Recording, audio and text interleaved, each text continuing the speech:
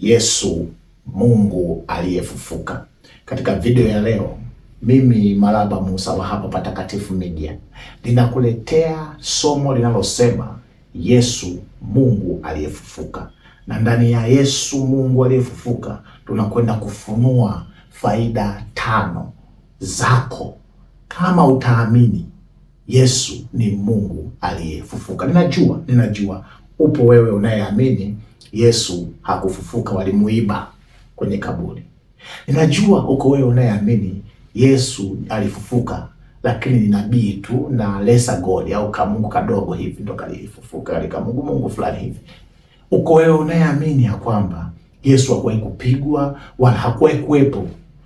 Uko unayeamini hata maandiko haya tunayoyasoma ni vitu vya kizamani vilivyopita na wakati. Ninakuheshimu sana kwa jinsi unavyoamini, lakini ninakusihi sana unipe nafasi ya kunisikiliza. Wenda wakati unanisikiliza, nina uhakika 100% Roho wa Bwana Mungu wangu ninayemwamini atafanya kazi ndani yako, na kuna kitu kinakwenda kugeuza maisha yako milele ukiamini haya ninayosema. Watu wengi hata miongoni mwa Wakristo wanamwamini Yesu wa Nazareti, Yesu ambaye alikuwa akitembea kwenye sakafu ya dunia akiponya watu na nini, na wengine wanaamini alifufuka, lakini wanamuona kama tu ni seremala aliyefufuka au kama tu Lazaro aliyefufuka. Lakini leo nataka nikuletee Yesu aliyefufuka, aketie katika kiti cha enzi cha Baba yake, akiwa na sifa na hadhi yote ya kiungu, mwenye mamlaka zote na nguvu zote. Sasa ili uelewe vizuri kile ambacho Bwana amepanga kukubariki kwacho leo, kwa vile zile pointi 5 kubwa zenye nguvu katika maisha yako, ninakusihi tuombe. Baba mwalimu mwema, asante sana kwa ajili ya Yesu aliyefufuka, aketie mahali pa juu sana pa mbinguni, mwenye kung'aa na mng'ao tukufu, ambaye ana mamlaka yote kote mbinguni na duniani. Na hivyo tunakuabudu Baba, tunamwabudu na Yesu Mwana Mungu mwenye nguvu na mamlaka zote. Asante kwa zawadi ya Roho Mtakatifu ambaye huwa anafundisha. Sasa hebu ruhusu leo akatufundishe, hebu ruhusu leo akafungue akili zetu, ili haya mafunuo yakawe msaada mkubwa katika jina la Yesu, amen. Ziko faida 5 leo kwa mtu yeyote ambaye anaamini Yesu ni Mungu aliyefufuka. Kwa nini tumesema Yesu Mungu aliyefufuka? Ni kwa sababu tu moja kubwa, ziko nyingi, tuanze na moja kubwa. Mathayo 1 mstari wa 23, tazama, bikira atachukua mimba, naye atazaa mwana, nao watamwita jina lake Immanueli, yani Mungu pamoja nasi. Bikira atachukua mimba naye atazaa mtoto, nao sisi, mimi, wewe, baba yako, mama yako, mchungaji wako, shehe wako, padri wako, mwalimu wako wa dini, kiongozi wako wa serikali, anasema watamwita huyu mtoto aliyezaliwa na huyu bikira ambaye ni Yesu Mungu pamoja na wanadamu. Sasa hivi unaponisikiliza, Yesu unamuhitaji? Je, unamuita nabii? Je, unamuita tu mwana wa Mungu? Je, unamuita mwana filosofia? Unakosea. Biblia haisemi muite kitu kingine chochote isipokuwa Immanueli, nao watamuita Mungu pamoja na wanadamu. Ni wakati gani ambapo mwanadamu atamuita Yesu Mungu pamoja na wanadamu? Ni wakati ambapo alipokuja duniani mara ya kwanza. Moja. Ni wakati gani ambapo wewe utamuita Yesu Mungu pamoja na wanadamu? Ni wakati alipofufuka. akavaa enzi na utukufu na ukuu na adhama na uweza aliyokuwa nao kabla hajaja kama mwanadamu kwa miaka kama 30 hivi hapa duniani. 2:5 na kuendelea, kitabu cha Wafilipi. Yesu aliona kuwa sawa na Mungu sio kitu cha kufungamana nacho, akaacha utukufu wake wa kimungu. Anasema he was deprived of his godly, ile ule ukuu ule ambao ukuu wa uungu akionekana nao unaweza ukatetemeka na kufa, akauvua akaja kwetu kama mwanadamu. Sasa sisi hatuzungumzie Yesu aliyekuja kama mwanadamu. Leo somo linamzungumzia Yesu kama Mungu aliyerudia hadhi yake na enzi zake, na Biblia imekuambia hapa umuite Mungu pamoja na mwanadamu. Kwa nini Mungu pamoja na wanadamu? Sababu ya 4 nitakwambia. Sasa kwa nini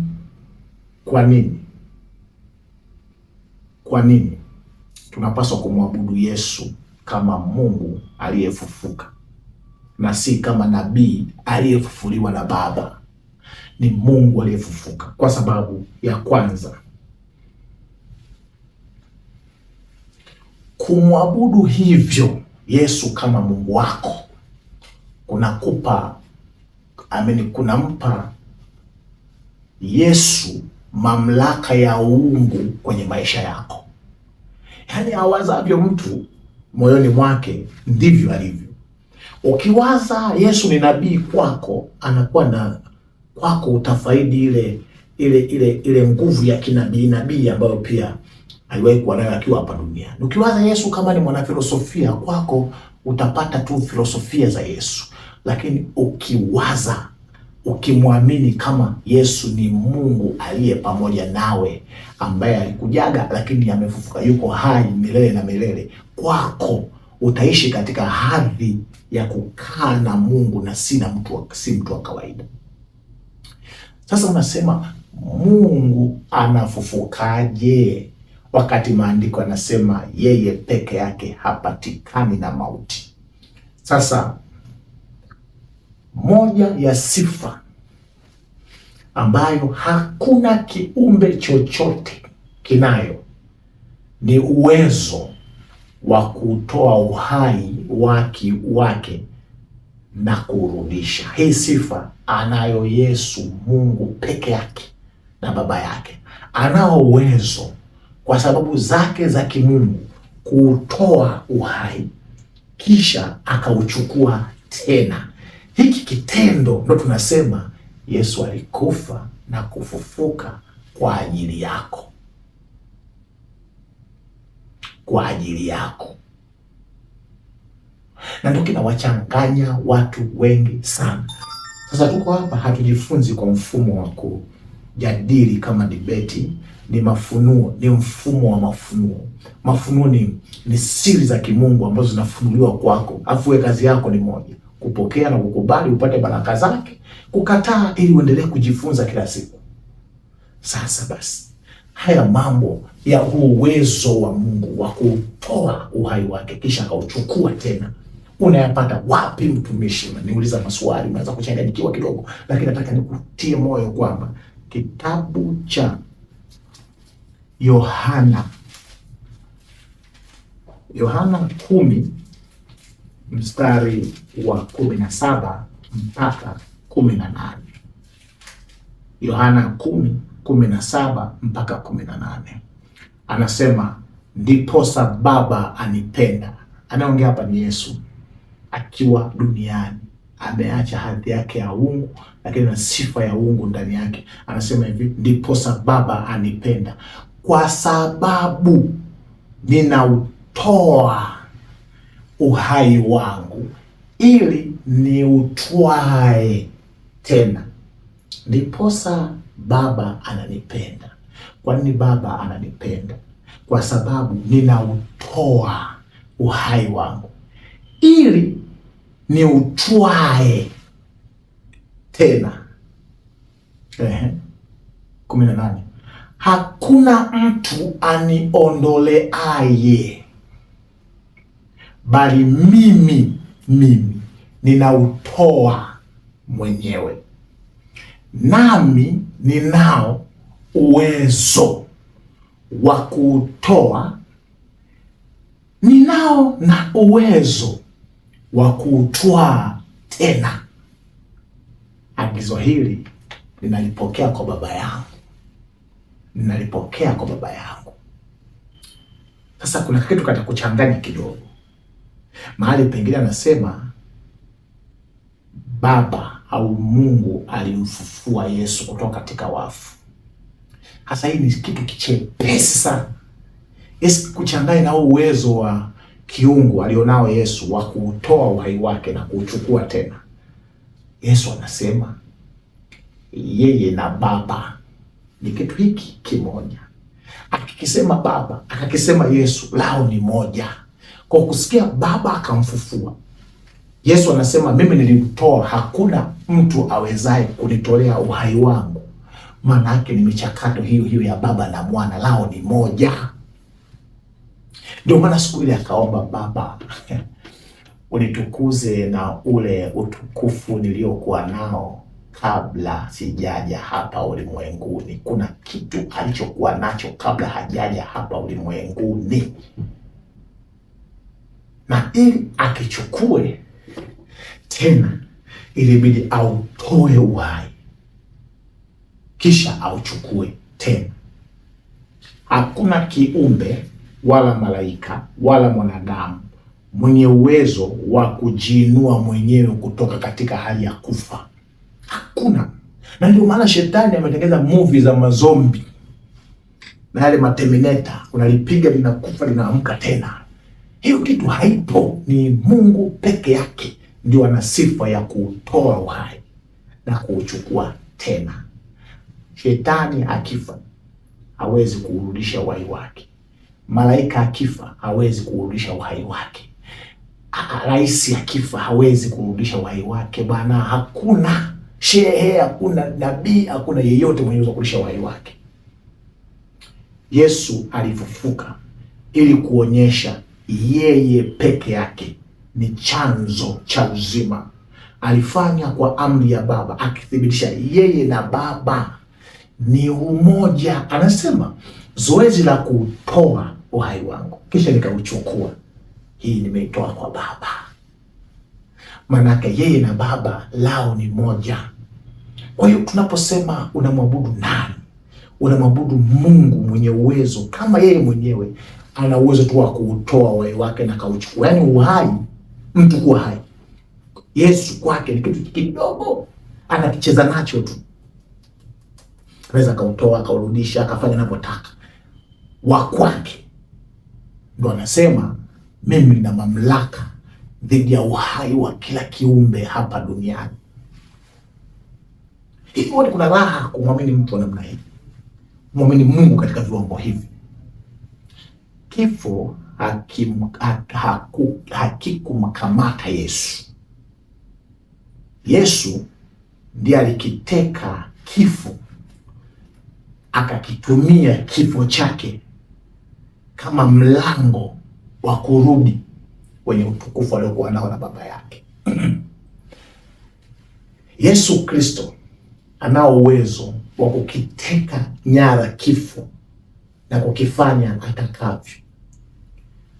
Yesu alikitumia kifo kama mlango wa kurudi kwenye utukufu wake na Baba. Hata wewe ukimwamini Yesu, kifo chako kinageuka kuwa ni mlango ambao baada ya usingizi wa mauti, Yesu anapokuja utatumika kuingilia mbinguni. The closest person to heaven is a dead man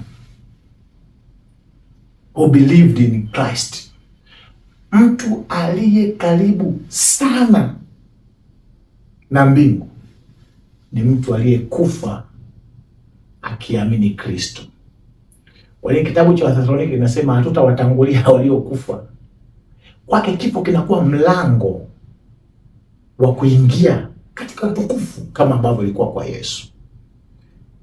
Kufumba na kufumbua, atafufuliwa na kutangulia juu kumlaki mawinguni, kisha aliyekutwa yuko hai ataungana naye waende mbinguni. Hizi ndio habari ambazo zinatakiwa zijae kwenye ufahamu wako.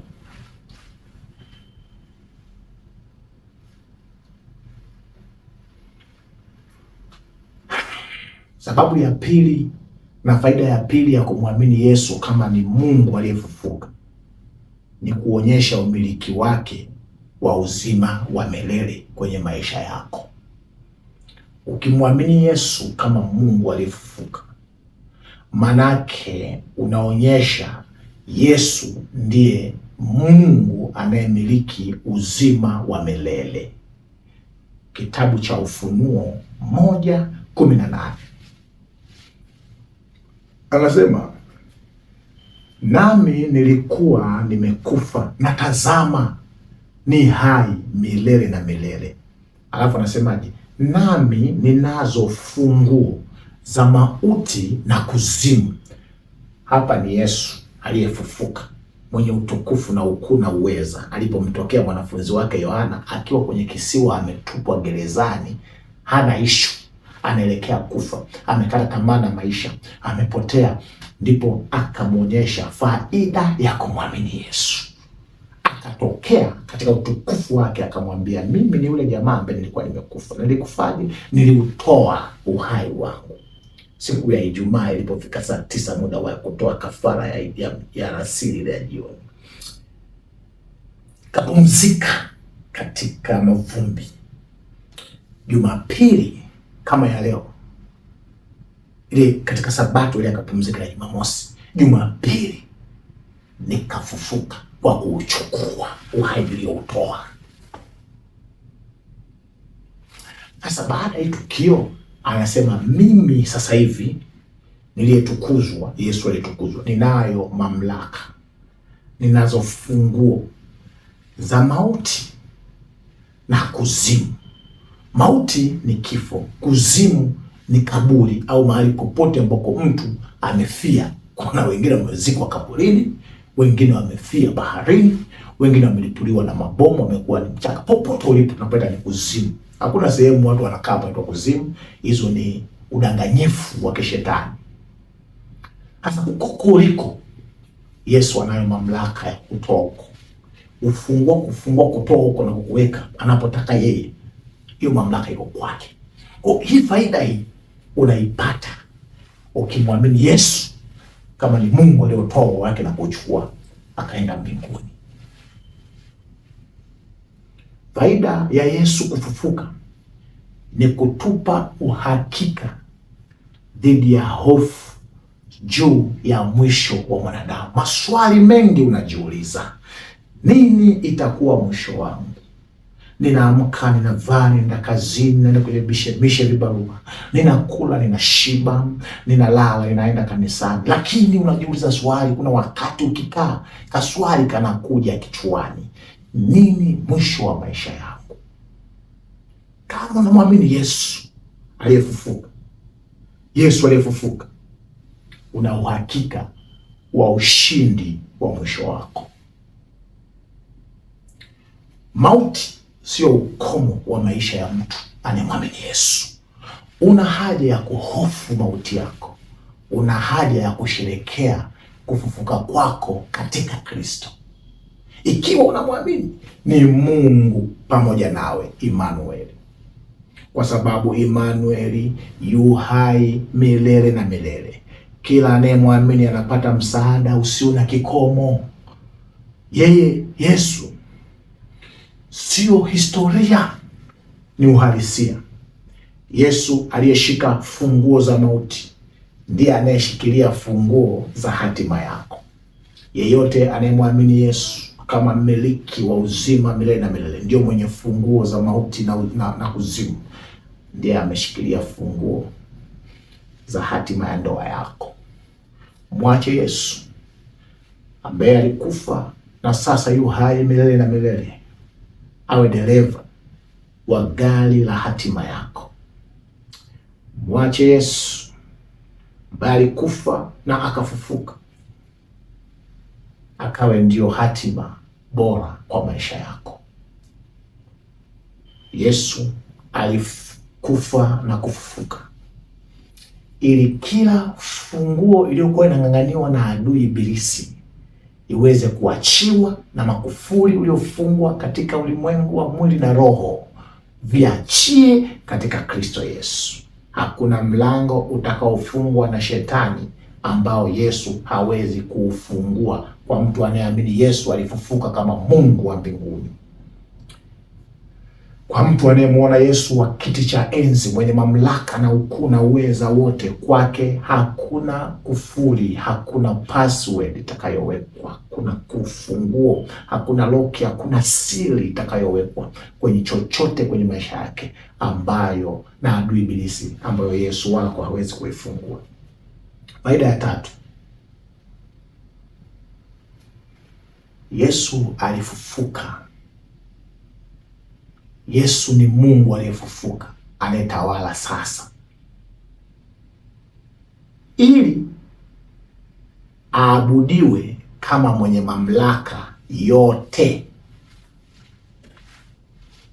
Unafanya kosa baya sana kama kuna baadhi ya vitu nadhani Yesu hawezi. Yesu alifufuka ili wewe unayemwamini upate faida ya kuamini ya kwamba mamlaka zote kwenye maisha yako Yesu yuko juu yake. Kitabu cha Mathayo 28:18, nimepewa mamlaka yote mbinguni na duniani. Yesu alifufuka ili aweze kutawala. Ndio maana Ufunuo 4 kuna sherehe ya kumsimika katika mahali pake alipokuwa pamoja na Baba yake. Na 5, Ufunuo inafanyika ibada kubwa sana ambayo inaambatana na matangazo ya kwamba hatima ya watu wote ambao wako katika imani ya Yesu Kristo imeshikiliwa mikononi mwa Yesu na sio mikononi mwao. Anastahili kuabudiwa mbinguni na duniani. Sasa sikiliza, faida kwako ni kwamba unamwamini Mungu ambaye hakuna serikali, hakuna mamlaka, hakuna ugonjwa, hakuna umasikini, hakuna unyororo wala nguvu za giza zinazoweza kupinga amri yake akitangaza kwako uwe huru. Kwa amri ya Yesu aliyefufuka, kwa anayemwamini kama Mungu pamoja naye, sasa iko juu ya kila viamri na vimamlaka vinavyozunguka maisha yako. Ni mamlaka gani ambayo imeleta maisha yako kuwa na huzuni? Ni mamlaka gani imesababisha umekuwa na maumivu? Ni mamlaka gani nataka kukuondoa katika ulimwengu huu? Je, ni magonjwa? Je, ni watu? Je, ni mambo ya giza? Yesu, mmiliki wa mamlaka yote, unayemwamini na kumwabudu mchana usiku, ateketeze mamlaka hizo sasa kwa jina lake. Kila goti, maandiko yanasema kila goti kipenga kikipulizo cha siku ya mwisho, kila goti litapigwa mbele ya Yesu. Anaposema kila goti, naomba nikupe uscope, upana wa kila goti. Goti la shetani, goti la mapepo, goti la mwanadamu, goti la manabii, goti la wanasayansi, goti la atheists, goti la vilema, matajiri, maskini, watu wa hadhi mbalimbali, professionals, wafanya biashara. Kila goti litapigwa mbele za Yesu. Unataka hautaki, sasa wajanja wameamua kumpigia Yesu magoti sasa.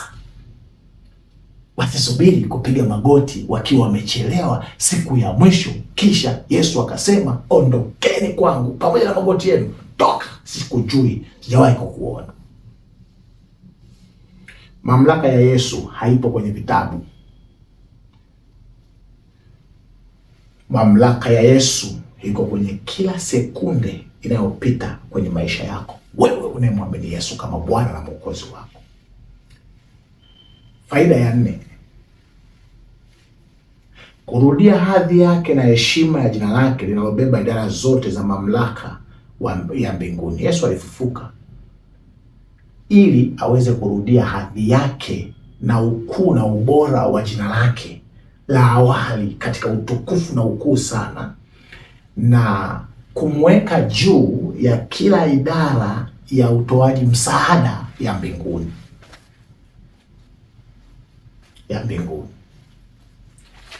Wafilipi 2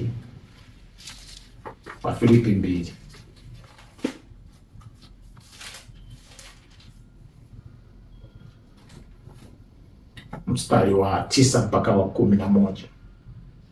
Kwa hiyo tena Mungu alimwadhimisha mno, akamkirimia jina lile lipitalo kila jina, ili kwa jina la Yesu kila goti lipigwe, la vitu vya mbinguni, vya duniani na vya chini ya nchi, na kila ulimi ukiri ya kuwa Yesu Kristo ni Bwana, kwa utukufu wa Mungu Baba.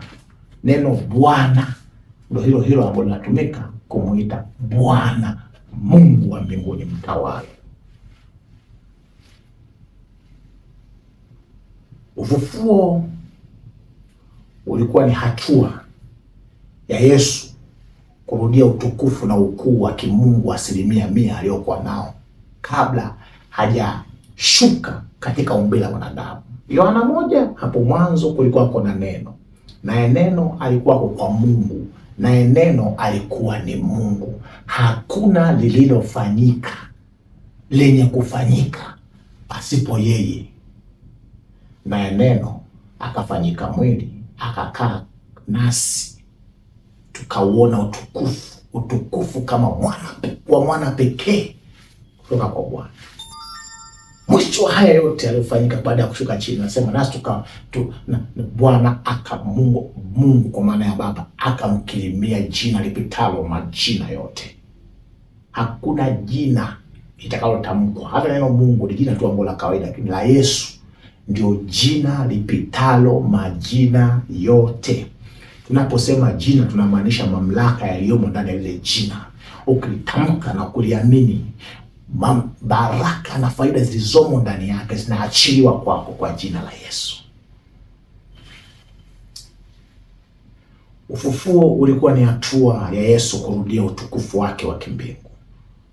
Tunamwabudu Yesu ambaye kila kiumbe mbinguni, kila kiumbe cha duniani kinatetemeka na kuogopa mbele yake. Kwa nini usiungane na wazee 24? Kwa nini usiungane na majeshi ya malaika, innumerable number of angels, malaika wasiohesabika, mabilioni, matrilioni, madesilioni, kumpigia magoti Yesu na kumwabudu kama Mungu wako,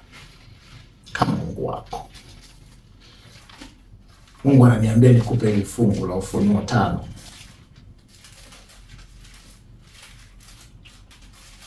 Ufunuo Yohana 5, maana nikikwambia vitu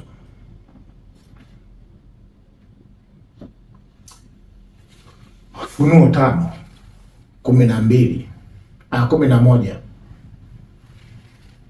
na kuendelea, nasema nikaona nikasikia sauti ya malaika wengi pande zote za kile kiti cha enzi na za wale wenye uhai na za wale wazee huko ni mbinguni huko, na hesabu yao ilikuwa 10,000 mara 10,000 mara 10,000 mara 10,000, wakisema kwa sauti kuu, anastahili mwanakondoo aliyechinjwa, anastahili mwanakondoo aliyechinjwa kupokea nini? Uweza na utajiri na hekima na nguvu na heshima na utukufu na baraka. Na kila kiumbe kilichoko mbinguni na juu ya nchi na chini ya nchi na juu ya bahari na vitu vyote vilivyomo ndani yake, nikavisikia vikisema, baraka na heshima na utukufu na uweza na vina yeye aketie juu ya kiti cha enzi na yeye mwana kondoo hata milele na milele. Kisha 14 anafunga kwa kusema, na wale wenye uhai 4 wakasema amina, na wale wazee wakaanguka wakasujudu mbele za Yesu Unaposujudu kanisani, unamsujudia nani? Unapopiga magoti kanisani, unampigia magoti nani? Kwa hiyo ninampigia Baba magoti, ambaye ubaba wote mbinguni na duniani unaitwa. Yesu anasema, ndugu yangu Filipo, Tomaso, Filipo, umekaa nami siku zote, halafu unaniuliza habari za huyu baba anayepigiwaga magoti? Baba, ukimwona Yesu umemwona Baba. Kila heshima inayopelekwa kwa Mungu inapaswa ipelekwe na kwa Yesu vile vile. Kila heshima inayopelekwa kwa Baba inapelekwa na kwa Mwana vile vile.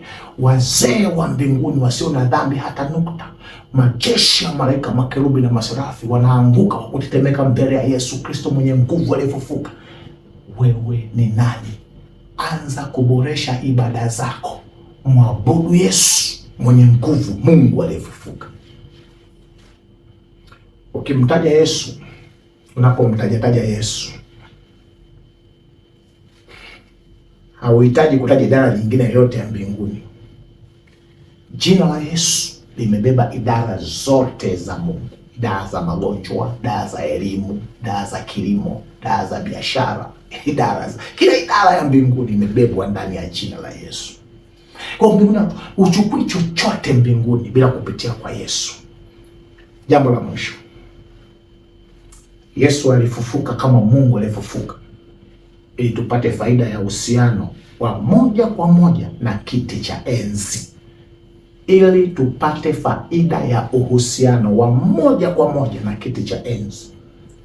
Waebrania 7 mstari wa 25 anasema, kwa sababu hiyo aweza kuwaokoa kabisa wao wamjiao Mungu kwa yeye, kwa maana yu hai siku zote ili awaombee Immanueli, Mungu pamoja na wanadamu. Huyu ndio Yesu wako. Mwabudu vizuri, kwa raha na kwa furaha na kwa starehe. Yesu ndio kila kitu. Kwa yeye tunaweza kumjia Baba, Mungu Baba, kupitia yeye, kwa uongozi na maelekezo na ushawishi wa Mungu Roho Mtakatifu. Yesu alifufuka ili aweze kuwa na wewe katika kila wakati. Yesu alifufuka ili aweze kuwa na wewe katika kila hali. Ni hali gani unapitia sasa hivi? Kwa nini umekubali kupitia hiyo hali peke yako? Pitia na Yesu. Kama ni wodini, ingia wodini na Yesu. Kama ni kwenye migogoro ya ardhi, nenda mahakamani na Yesu. Kama unapitia misiba mizito ambayo huna majibu ya maswali, ya msiba wa kupoteza mwenzi wako wa maisha, urafiki, mtu ulimtegemea, mzazi au yoyote, nenda msibani ukiwa na Yesu. Kama unapitia mafanikio, fanikiwa na Yesu. Kama unapitia kuishiwa, ishiwa na Yesu. Yesu alifanyika mwili, akaitwa Immanueli, na wanaomwamini Mungu pamoja nasi, ili tuweze kuwa naye pamoja nasi siku zote. Ujapopita katika mabonde ya uvuli wa mauti, pita na Yesu. Gongo lake na fimbo yake vitakuongoza. Ujapopitia katika hali ya giza au tusi uoni kesho, pita na Yesu. Anasema ana njia katikati ya visulisuli vya maisha. Ana njia katikati ya dhoruba za maisha. Pasipo Yesu huwezi kupata kitu chochote cha Mungu. Nakwambia wewe, bila kujali ni dini gani, pasipo Yesu chochote kinachopatikana, kinachotolewa na Mungu, hauwezi kukipata. Faida kubwa ya kumwamini Yesu aliyefufuka ni kuwa una msaidizi. Moja ya msaidizi wako ni Mungu aketie mkono wa Baba, anaitwa Yesu Kristo aliyefufuka. Yeye ambaye ana uwezo wa kusikia hata sauti ya kilio cha sisimizi mdogo aliyekanyagwa mguu na mende, ana uwezo wa kusikia hofu inayopelekea mapigo yako ya moyo yakaenda kasi kwa sababu ya hofu yako ya kesho. Anasema mashomoro wanauzwa bei ya chini kabisa, wasio na thamani sokoni. Wewe ni wa thamani kuliko hata mashomoro. Mwanadamu ni nani hata nimemkumbuka? Mwanadamu ni nani, Zaburi 8, hata nikamfikiria? Anasema nimekuumba punde kidogo chini ya Mungu. Pengine anasema nimekuumba chini kidogo ya malaika, nimekuvika taji ya utukufu. Huyo ndio Yesu aliyefufuka. Yuko karibu sana na vilio vya watoto wake, yuko karibu kupitiliza na sherehe za watoto wake. Tazama, niko pamoja nawe hata ukamilifu wa dahari, sitakuacha wala sitakupungukia. Yesu awe pamoja nawe. Mungu hapatikani ndani ya Kristo pekee.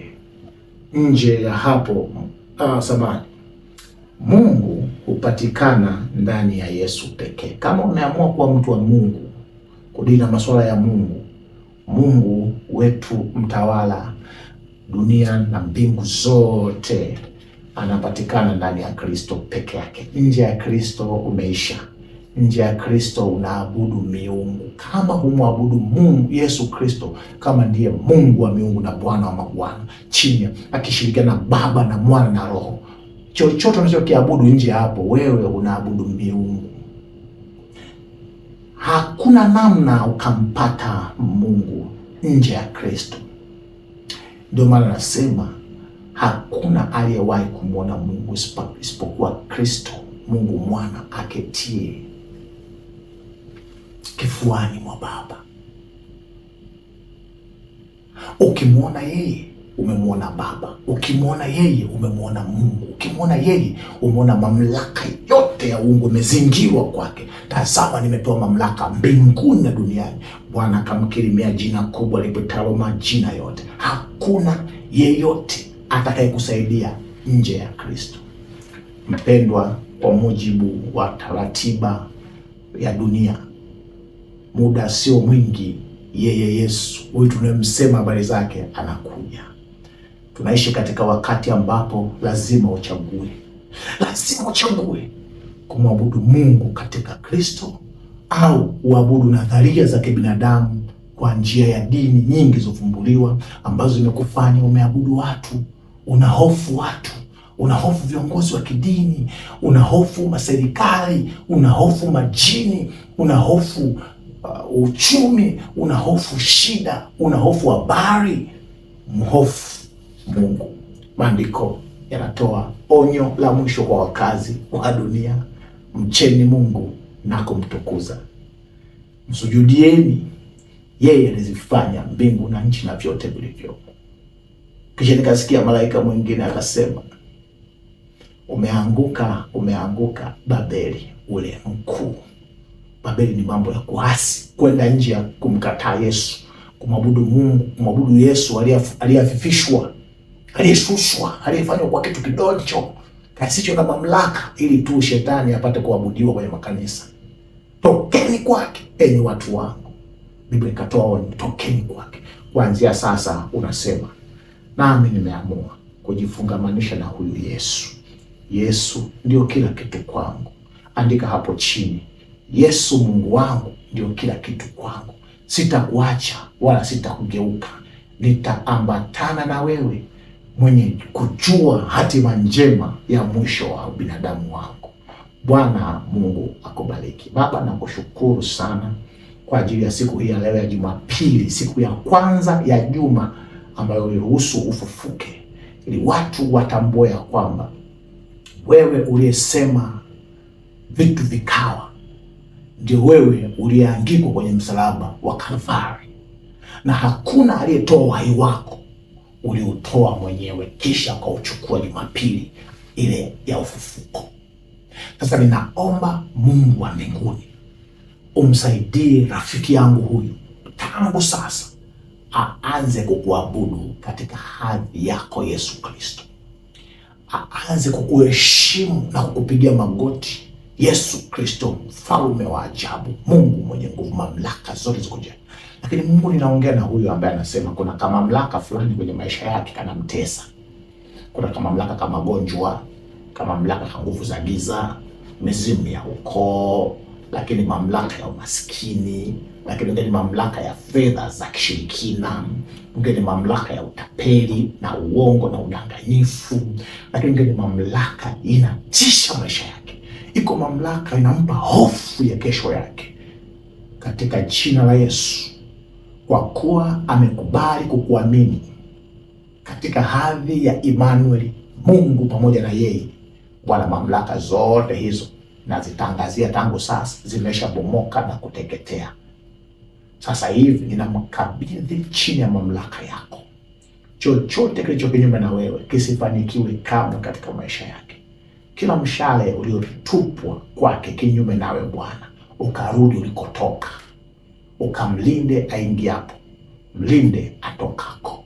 Mpe raha na furaha za mbinguni na raha za mbinguni. Bwana, kama kuna kitu kimemshikilia ambacho aliaminishwa hakitaweza kumwacha, katika jina la Yesu ninakikomesha sasa hivi kwa mamlaka za utumishi ulizonipa. Hakipo tena. Tangu sasa atembee kwa amani. Kama alikuwa halali, kuanzia leo namtangazia usingizi mzuri. Kama alikuwa ametishiwa kufukuzwa, ninageuza mambo hayo kwa jina la Yesu na kumtangazia amani na ushindi katika kila hatua ya maisha yake. Na mwisho, Mfalme, unapokuja hivi karibuni, kutakuwa na sherehe kubwa sana, sherehe ambayo itafuta sherehe zote za kijinga katika ulimwengu huu. Bwana, naomba mtumishi wako ukamvike vazi lako la haki, ili unapotoka patakatifu kuja kuchukua mtoto wako naye huyu mchukue kama kitu cha thamani, katika jina la Yesu. Amen.